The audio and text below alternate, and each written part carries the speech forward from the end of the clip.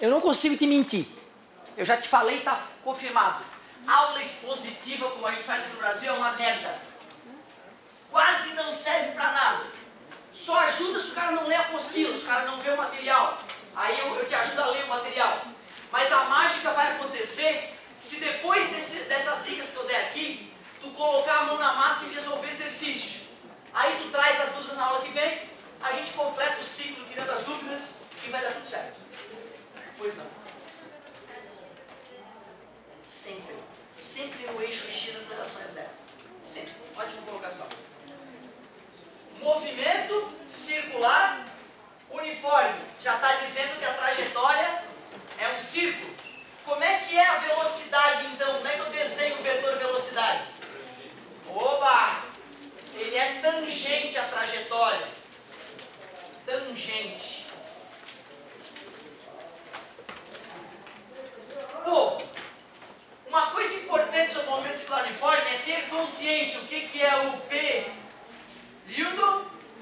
e o que é a frequência. O que é período? É o tempo para completar uma volta, a gente vai chamar de tesão. E frequência é o número de voltas efetuadas em uma unidade de tempo. Obrigado pela participação. Te mostrei como é que se age para achar período e frequência, né? Regrinha de 3. Regrinha de 3. No vestibular, tu tem lá que o período é o inverso da frequência, ou eventualmente que a frequência é o inverso do período. Verdadeiro ou falso? Para o movimento circular uniforme, o produto do período pela frequência é sempre igual a 1.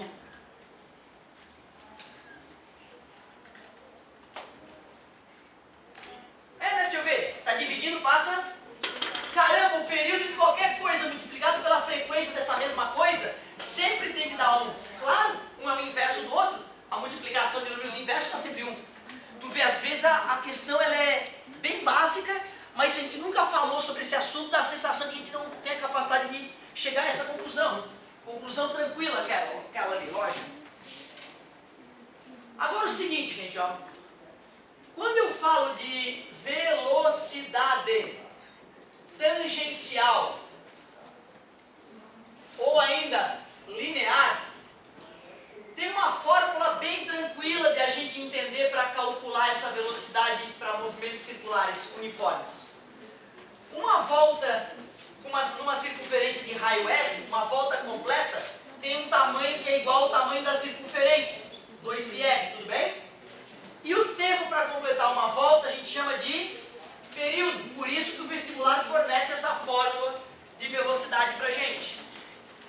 Seria muito legal tu entender essa fórmula, para não precisar ficar, né, estressado com ela, nem de olhar ela no formulário, né, cara? O cara está acostumado, ele percebe a distância de uma volta, o tempo de uma volta, distância sobre tempo. Mas acabamos de perceber que o período é o inverso da frequência, ou seja, dividir pelo período é o mesmo que multiplicar pela frequência. Então, se tu já tem a frequência na tua mão, em vez de calcular o período e fazer uma divisão, tu pode simplesmente fazer uma multiplicação. O vestibular raramente fornece as duas, ou fornece uma ou a outra. Então tu tem que ser ágil para ver qual que tu vai usar. Conhecer essas duas variedades pode economizar muito esforço. Mas, gente, medir a velocidade em metros por segundo nem sempre é agradável. Às vezes vale mais a pena a gente poder medir quanto ângulo um sujeito andou numa circunferência. Não entendi, professor? Imagina uma bolinha que inicialmente está fazendo um ângulo de 30 graus horizontal e 10 segundos depois, ou vamos fazer assim, aqui era no tempo 2 segundos, e no tempo de 12 segundos, a bolinha já está numa nova posição angular de 60 graus. Será que eu não posso fazer a conta de quantos graus ela andou a cada segundo? Natural, né? A gente chama essa ideia de velocidade angular, que é o ângulo que o sujeito se deslocou dividido pelo tempo.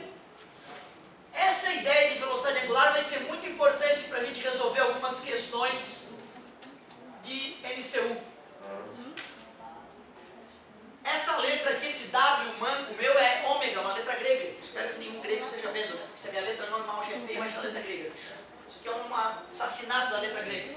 Mas eu juro, é o ômega. O que é delta teta? Variação da posição angular. É o teta final menos teta inicial. O que é a variação do tempo? Tempo final menos tempo inicial. Ângulo final, 60 graus. Ângulo inicial, 30 graus. Tempo final, 12 segundos. Tempo inicial, 2 segundos. Ômega igual 30 dividido para 10, 3 graus por segundo. 3 graus por segundo. A galera tinha feito de cabeça instantaneamente, devido à simplicidade ali da conta. Pô, cara, se tu for olhar para a velocidade linear e olhar para a velocidade angular, tu vê que muito parecida a ideia. Muito parecida. Só que eu tenho uma coisa chata para te falar. Os físicos e matemáticos não gostam de medir ângulos em grau. Porque quando a gente mede ângulo em grau, a gente está acreditando no chute do babaca que disse que uma volta de 360. Não tem nenhum cálculo que prove que uma volta tem 360 graus. Um cara uma vez falou, 360 é tão legal. Quase igual ao número de dias no ano. Dá para dividir por 2, por 3, por 4, por 5, por 6, por 8, por 10, por 12. Tem tantos divisores, por 15, por 20. Ah, eu acho legal 360. Vou dizer que uma volta tem 360 partes. Foi assim que nasceu a ideia de grau. Um babaca disse que uma volta tem 360 graus. Um outro babaca falou, não gosto de grau. Eu acho que 360 é coisa de viado. 400 é legal. Ele disse, uma volta tem 400 graus. Então tu vê, tem lugar que eles medem o ângulo em graus. Meia volta, 200 graus. Um quarto de volta, 100 graus. Não vai mudar nada na matemática se eu tiro 360 e boto outro número no lugar. Mas os matemáticos, ao observar as circunferências um pouco mais atentamente, perceberam que tinha uma maneira de medir ângulo que independe de chute, que é a maneira considerada matemática de medir ângulo.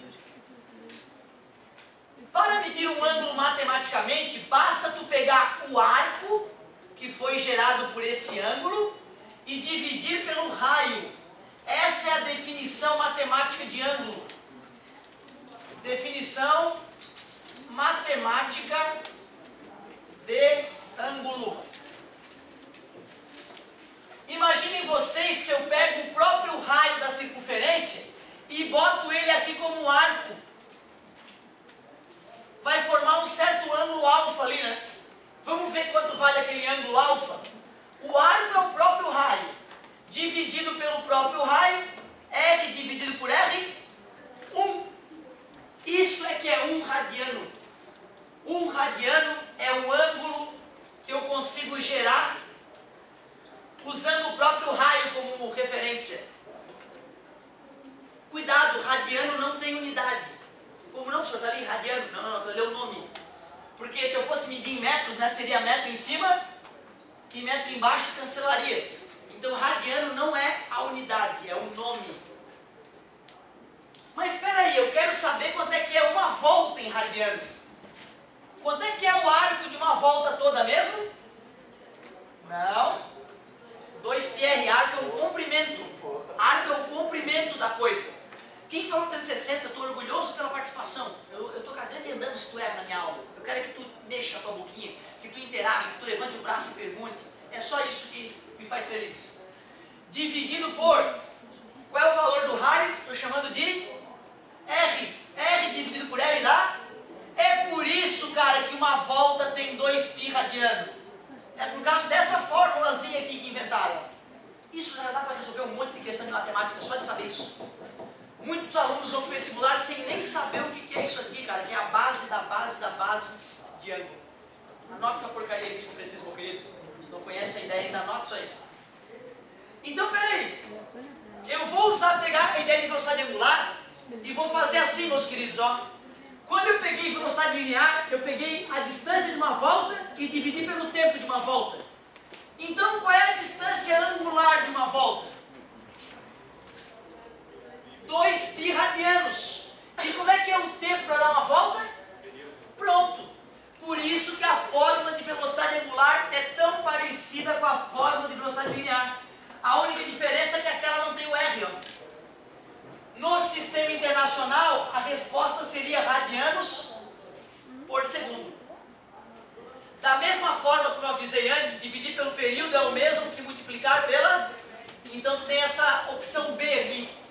calcular a velocidade angular. E vai ser muito comum a gente ter que transformar a velocidade angular em linear e vice-versa. Então vamos olhar para as duas fórmulas e vamos perceber que se eu pegar o ômega e multiplicar pelo R, fica igualzinho a velocidade linear. Aceita se eu multiplicar por R aqui? Então esta é a relação entre velocidade linear e angular.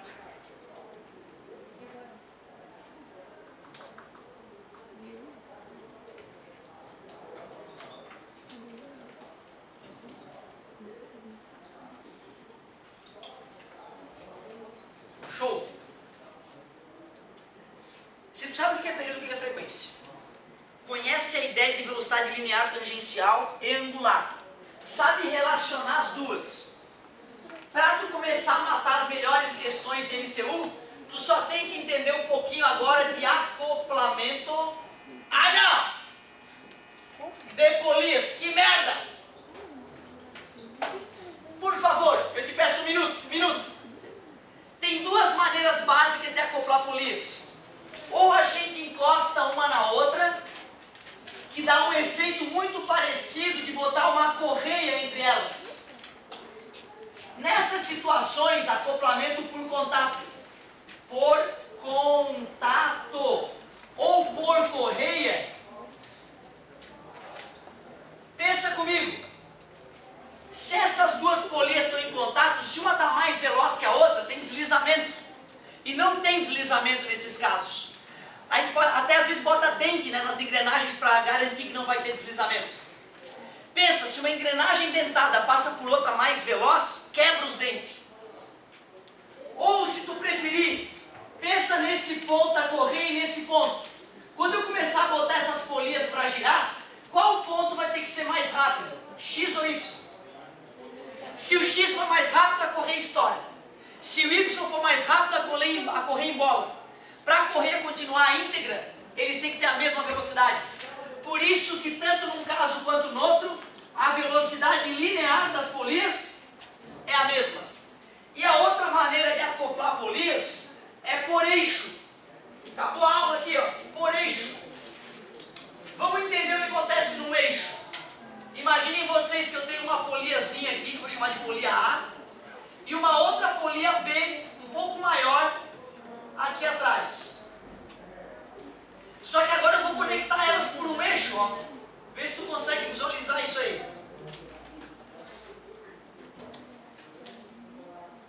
Dá para visualizar? Incrível. Então, ó, desenho nojento desse pra entender que tu é foda mesmo. Pensa comigo, tá soldado aqui, tá vendo?